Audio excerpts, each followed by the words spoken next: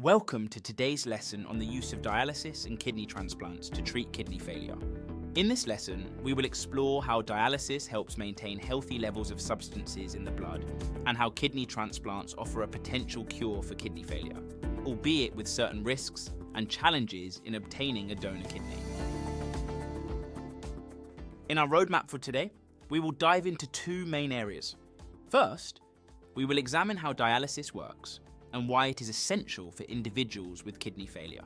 Then, we will discuss kidney transplants, looking at how they can cure kidney failure, but also considering the associated risks and difficulties in sourcing a suitable kidney.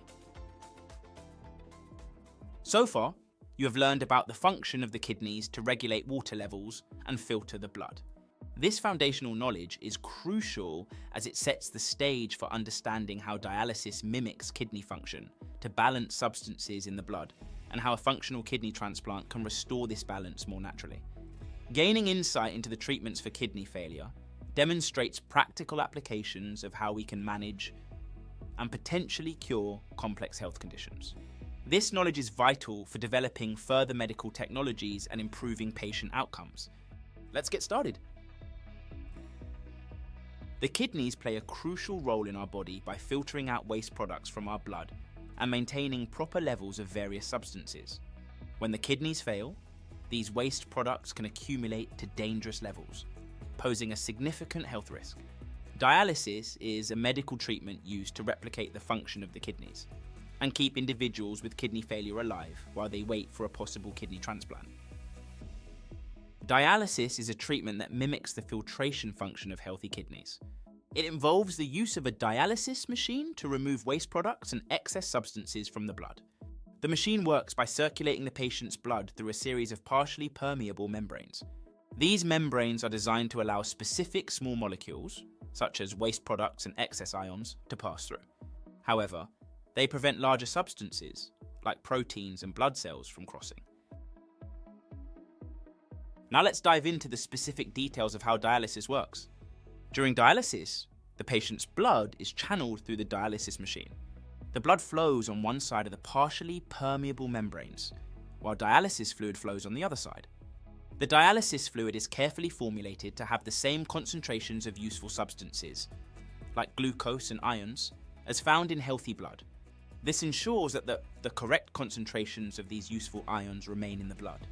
Waste products and excess ions in the blood, such as urea, pass through the membranes into the dialysis fluid because they are in higher concentration in the blood. This process relies on diffusion, moving waste products from an area of higher concentration, blood, to an area of lower concentration, dialysis, fluid.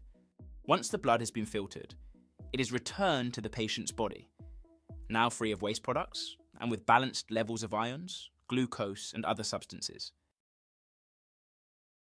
Dialysis is typically required around 3 times a week, with each session lasting approximately 3 to 4 hours. While dialysis is a life-saving measure, it is not without its drawbacks. The process can be physically taxing, requiring regular, long sessions, and it may lead to complications such as blood clots and infections. Additionally, dialysis is expensive and is considered a temporary solution until a kidney transplant can be arranged. While dialysis provides essential short-term relief, kidney transplants offer a potential cure for kidney failure. A transplant involves replacing the failing kidneys with a healthy kidney from a donor. The majority of transplanted kidneys come from people who have recently died. These donors have previously agreed to organ donation. In some cases, a living person can donate one of their kidneys. Since humans can live with one healthy kidney, this is a viable option. However, finding a suitable living donor can be challenging and involves rigorous screening processes. One of the primary risks associated with kidney transplants is the possibility of the recipient's immune system rejecting the new kidney. To reduce this risk, transplant recipients are treated with immunosuppressant drugs that help prevent rejection. However, these drugs can make recipients more susceptible to infections. Even though kidney transplants are highly effective, they are limited by the availability of donor kidneys. Patients can often face long waiting times due to the high demand and limited supply of suitable kidneys. My name is Willem Kalf. In 1943, I built the first dialysis machine. Using materials like sausage casings, parts of a washing machine, and pieces from an airplane engine, I created a device to help cleanse the blood of toxins for patients with kidney failure. It was a basic and rudimentary machine, but it worked.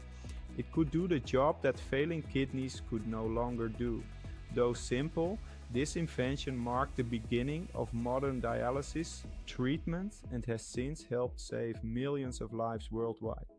In today's lesson, we examine the methods used to treat kidney failure and how they help maintain healthy levels of substances in the blood.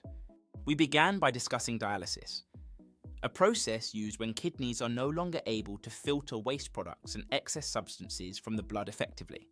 During this process, blood flows between partially permeable membranes surrounded by dialysis fluid, which allows waste materials to diffuse out of the blood whilst maintaining regular concentrations of useful materials. We discussed the issues with dialysis, such that it is physically taxing, requires long sessions, and can lead to blood clots and infections.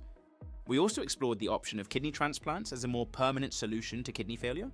A successful kidney transplant involves placing a healthy donor kidney into the recipient's body to take over the functions of the failed kidneys. While this can effectively cure kidney failure and restore normal kidney function, it comes with risks such as rejection, where the body's immune system attacks the new kidney. Additionally, finding a compatible donor can be challenging, making it a less readily available option than dialysis.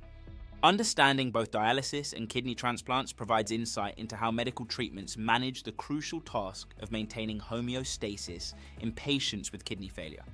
This knowledge is essential not just for recognizing treatment options, but also for appreciating the complex interplay between technology and biology in healthcare. By grasping these concepts, you now have a clearer understanding of how kidney function can be supported or restored and the challenges associated with these treatments.